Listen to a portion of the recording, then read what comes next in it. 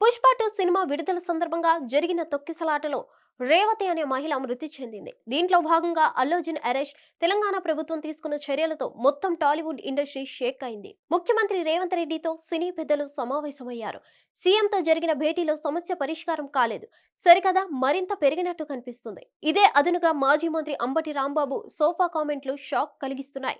Pushpa 2 cinema రేపిన వివాదాన్ని పుష్ప 2 తరహాలోనే పరిష్కరించాలని కొందరు నేటిజన్లు చేస్తున్న కామెంట్లకు మాజీ మంత్రి అంబటి రాంబాబు చేసిన ట్వీట్ బలోపేతం చేస్తుంది.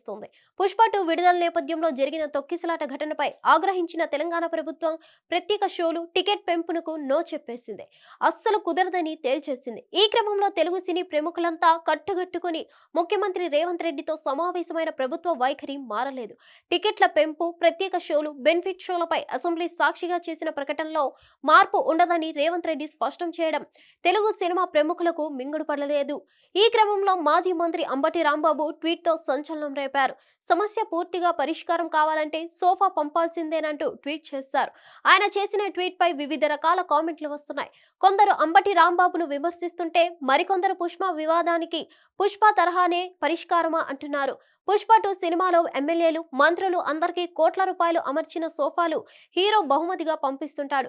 ఇక్కడ కూడా అదే సోఫా పంపించాల్సిందని అర్థం వచ్చేలా సమస్య పూర్తి పరిష్కారానికి సోఫా చేరాల్సిందేనని వ్యాఖ్యానించి సంచలనం రేపారు మాజీ మంత్రి Ambati Rambabu. Hit TV app ని డౌన్లోడ్ చేసుకోండి. ఇందులో short news, live news, entertainment movies అన్ని అవైలబుల్ గా ఉన్నాయి. Please download Hit TV app. Hit TV app. Hit TV యాప్ని ఫ్రీగా డౌన్లోడ్ చేసుకోండి.